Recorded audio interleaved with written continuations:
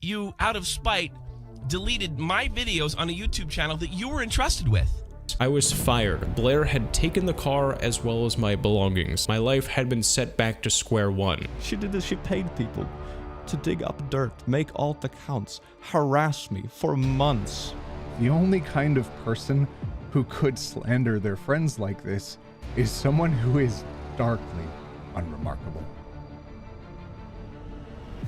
Hello everyone, and today we are talking about Illuminati. Right now, she is known as an anti-MLM or multi-level marketing YouTuber, known for her more documentary-style videos. And as we continue on, you will find out she has had a long and dark past. People have been comparing this situation to the Creepshow art situation, and as we continue on, you'll see why people are drawing parallels. But I'm getting ahead of myself a little bit. Let's continue. What started this all? Well, it was this tweet right here. Not at Legal Eagle editors broaching my editors to take my video style, and when they didn't give up the info, they literally copied it. And by the way, I have the messages from my editors and found an email from them too. Just changed the color from purple to blue, huh? Interesting. And she goes on to show examples of what she thinks is them copying her. Well, this is very accusatory, especially towards a real-life lawyer. Yep, Legal Eagle is a lawyer. And on top of that, she shows an email where one of his editors is asking about this plugin. Illuminati does not own this plugin or effect. Anyone can replicate it. It doesn't mean that they're copying her style. Her style is just very generic. The paper rip effect and the highlight effect have been around for years. But in the email, he does not mention anything about a paper rip or a highlight effect. He is wondering about something completely different. He's asking about this effect right here that they used in their NFL video. And long story short, Legal Eagle called her out, saying they've been using this probably longer than she has, and that he was asking on behalf of himself and not Legal Eagle, because he has his own personal channel. And I just find it funny, Illuminati likes to hammer home how important research is later on, and look at this photograph. She did not do her research. Then she publicly apologized in her video titled Illuminati Exposed. But I will get back to that in a minute. First, I want to go over Illuminati's history, starting with her time on Get to the Point. Sarah J. Warren is unapologetically feminist, and if they don't like it, then I would love to drink their overprivileged male tears, okay? Miss Warren, the boss is on the other line for you. Let me clarify something, Jimmy. Rip Wilson is not my boss. Not your boss. It's the other boss. And if you're wondering, yes, Sarah J. Warren was a satirical version of an SJW or social justice warrior, which makes sense because this was a satirical news show that was owned by Tommy C. She was an administrator on this channel. One day, her and Tommy had a falling out, but according to Tommy, it was very one-sided, where Blair was upset somebody made a joke about somebody named Ricochet's weight. She got upset on somebody else's behalf about something that Tommy really couldn't do anything about. And it's not like she hasn't made jokes about Ricochet's weight herself. Apparently he's fat. What? Oh, really? Well, that's what they said. I don't know. Cut that. Yeah, cut that part. Comrade, cut that out. Don't cut it out. No, comrade. Do not cut that out, comrade. Leave that. Comedy golden, you know it. And about tipsters' mental health. For example, I have had a literal breakdown last night when I ran into tech issues while trying to stream. As fun as making videos is, all this pressure to do my best only contributes to even more stress. Tonight, I had the worst anxiety attack of my life. I didn't get much sleep last night due to staying up all night editing videos and further resolving the previously mentioned tech issues. Well, to get back to the main point of this, she deleted all the videos she was in on Get to the Point without Tommy's permission. You, out of spite, deleted my videos on a YouTube channel that you were entrusted with. And mind you, most of these videos were already privated per her request, according to Tommy. This is just one of the first of many malicious things Illuminati has done. You've threatened me to control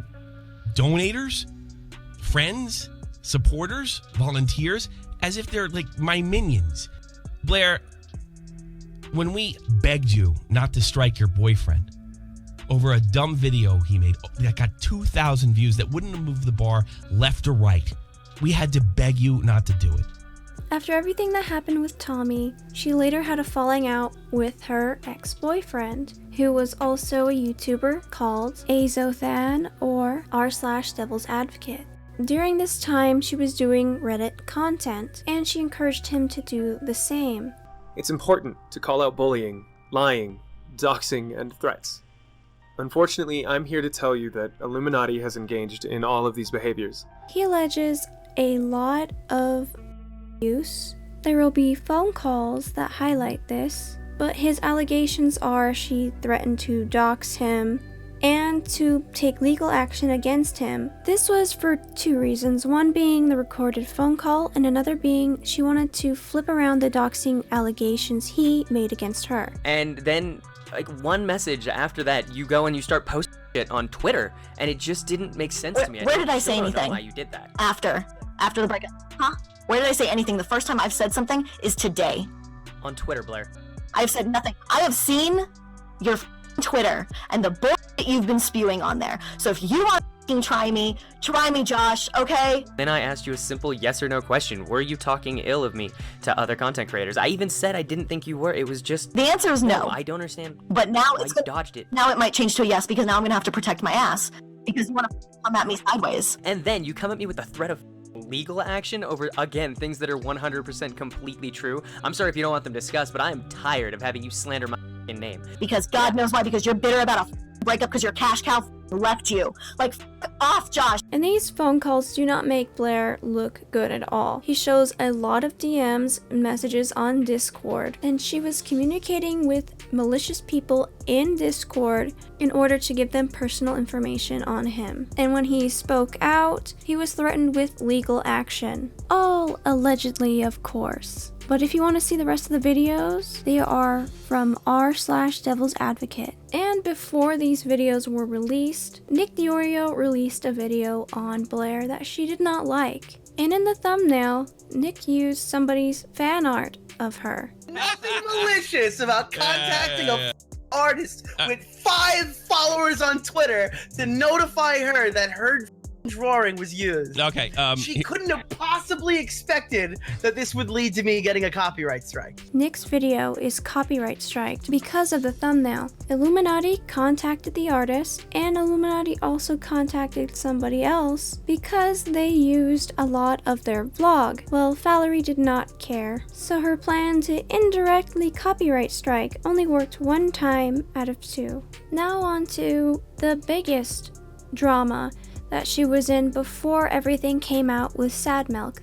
A smaller YouTuber at the time reached out to Blair asking if she possibly copied her video because it was very similar. And instead of answering her, she went onto a podcast and badmouthed and slandered her. But it's a very small YouTuber, and she DM'd me on Instagram claiming that I copied her. Yeah. So she messages me and she goes, "I'm just really disappointed because you're someone I look up to and you copied my video and I want credit." She sources me. She uses me as a source in her videos, for one, so I found it kind of funny. And she had 5 sources. You know, I have to use a pastebin document because I have anywhere 30 to 70 sources per video. I don't play around. But she had like 5 sources. You know, one was Wikipedia, one was BuzzFeed, one was like TMZ or something. Oh my god. The most, you know, oh god.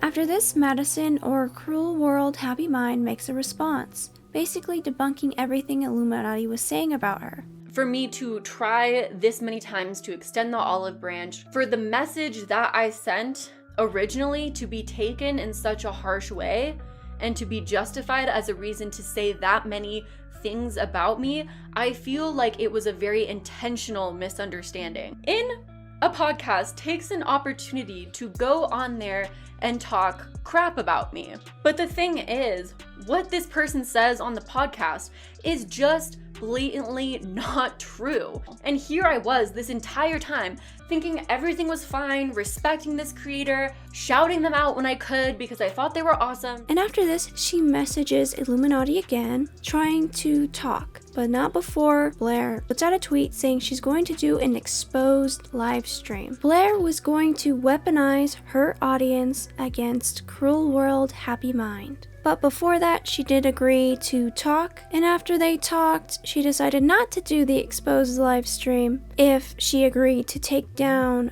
her initial video expressing her grievances with Illuminati. And very recently, within the last month, FBS Diesel did a back and forth email exchange with Madison. She expressed Illuminati had very threatening undertones. To be fair, overall, it was a good call, where Blair wasn't screaming at me or calling me names. She told me about the history she had with other content creators who tried to, quote-unquote, ruin her career, according to her. At times, it felt like she was trying to, quote, mentor me on the call. At times, it felt like she wanted to sympathize with her. And at times, she had made some vague, threatening statements. I remember her specifically telling me that she knew my general location of where I lived based off of my Instagram post, saying things like she would advise me to take those Instagram posts down. I consider the Instagram post comment to be a veiled threat, especially since she already was going to do a stream about Madison, exposing her or debunking her claims, and then after this call, she would only not do it if she took down the video calling her out. It was all very underhanded and very devious in my opinion. And I forgot to mention, earlier in the timeline, Illuminati was mass blocking people associated with Nicholas Diorio, one being a fan of hers. She banished from her Discord. This person tried their best to not get kicked from the Discord, trying to say they didn't have any real association with Nick, but at the end of the day, she did not care, and the last message is what gets me. We have seen you commenting on videos, replying to tweets, etc, etc. So I'm sorry, but it stands. I wish you the best of luck. All because they interacted with someone she didn't like on Twitter. Now I'm going to move on to Sad Milk. Sad Milk was a collaborative effort between several content creators. The main ones will be Illuminaughtii, Wonderstruck Guy, Oz Media, The Click, and One Topic.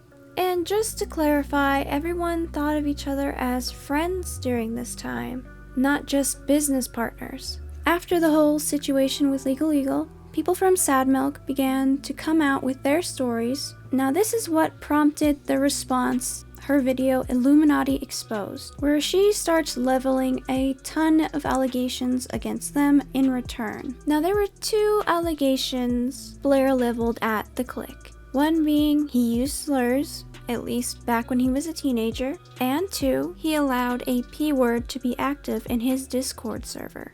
Due to the Click's inaction, our shared moderators had brought a situation in his server to my attention. Click and his team did not pursue any immediate action to ban, restrict, or report this individual. In my time zone, this occurred around 2 a.m, and within the span of me sleeping, this random creep in question had already gotten banned. I took the liberty to dig through the old ban logs on my server, and here it is. He was banned at 2:14 a.m, my time zone. However, her statement in these DMs about Click knowing is very odd, as I would have been very unconscious when the ban was happening. The Click brings the receipts showing he wasn't even awake at the time this was all going down. But when he woke up, he checked everything and everything was fine. But even at the time, she was spinning this narrative that he already knew and didn't do anything about it. Now, keeping that in mind, she had the intention of smearing the Click's name. We continue on to the slur allegations. I'm a level with y'all here, reading through the things and seeing this person in the chat excusing Click saying the R slur because it was 10 years ago and it's irrelevant is super yikes to me. Again, I'm the same age as Click and that word wasn't even in my vocabulary. Here's a former staff member of hers getting paid to sift through raw audio recordings of me looking for dirt, more specifically the R word. I needed to work with this person to help me find Click saying the R slur in Sad Milk's raw audio. I can do that, just let me grab a shower and I'll be down. She claims he said it in a Sad Milk video but can't remember which one, and she's over her head. I'll pay you $200 to find it, and here's the payment. These aren't the only screenshots that prove her ill intent. Click now goes on to prove she's made alt accounts to smear his name. And she says 16 seconds, the alt account is gonna love this. I saw the Sad Milk announcement of all the milkmen. Now I'm seeing the comments. We all agree it's obviously not on good terms. Blair tweeting about being stabbed in the back, etc, etc. This draft matches with one of the posts made by an alt account called Doobie Schmertz on Reddit. just to get back at an ex-colleague. She did this, she paid people to dig up dirt, make alt accounts, harass me for months. Why? Now this isn't even the worst of what Blair has done, which is saying something considering you have to have absolutely no life to go after your ex-friends and slander them with alt accounts for years. But now let us move on to Wonderstruck's story. Blair levels a ton of allegations against Wonder, like he didn't do his job. Then she brings up his mental health to weaponize it to make him seem unstable, which to me is one of the most evil things you can do. He still managed to act up within company spaces. He made inappropriate comments on forums that were visible to other employees, he didn't complete tasks that were assigned to him, and he failed to follow company protocol. I have a strict policy regarding formal disciplines, and within his short time of working with me, he had already met the criteria for termination. Now I really want to hammer this home. They lived together. Blair, Oz Media, and Wonder all lived in the same house. She was going to be his landlord on top of his boss, and she bought him a $60,000 car with a phony contract, and this was all to a guy she deems as unreliable and just an overall bad employee. If you want the full details, Wonder goes into great depth of what happened, and he brought up a lot of receipts. I'm mostly going to focus on the car and his termination of employment. A comment that I made on a forum that was grounds for termination, Blair leaving out how long it took her to actually provide content to edit, Blair leaving out that I had asked for work in various other aspects, my deadline extension due to my computer editing software corrupting, not me being lazy, me flying to another state to meet said deadlines with plane tickets provided, and again, proof that I was fired before my deadline even happened. Now Wonder goes into all the things Blair mischaracterized about him. Blair likes to say he did not do his work, but he proves that he was not given any work to do, and the work he was given, he was fired before his deadline even hit. Just yet another example of her twisting the narrative to her benefit. I made the decision to purchase a vehicle that he had already agreed to enter into a rent-to-own contract with said vehicle. He told me they were unconcerned as I was well within my legal right to collect my own property. They furthermore offered me a police escort for the repossession if I wasn't able to collect the car on my own. So on July 29th, 2021, I was able to get a hold of my vehicle and I took back my property. Blair claims I broke the contract by the following: no proof of insurance, cars to reside in El Paso County. Okay, well, here's my proof of insurance and here's my official mailing address during this time. You can clearly see it states Colorado. Here again, you can also see that my mailing address has not changed after the repossession. This car was not residing in Texas as I did not reside in Texas. I lived in Colorado. The reason I don't believe this is a legally binding document, personally, is because he proves he had the insurance, and technically he was visiting his dad in another state. Oz gave me a set of options as to what I could do with the car, and I picked option 2, where it was agreed I would bring the car back to Colorado, gather my belongings, and I'd pay the value via regular payments, etc. Later in the early hours of July 29th, 2021, Blair flew down to obtain the BMW. Hours after I agreed to pay for the car's appreciation value under the condition that I was paying what was accurate and visible to me. However, Blair stated she would make arrangements for me to obtain my items. This never took place. I took to Twitter where I made a tweet regarding what had just happened, and I was immediately reminded by one of Blair's managers that I could not speak out on the matter,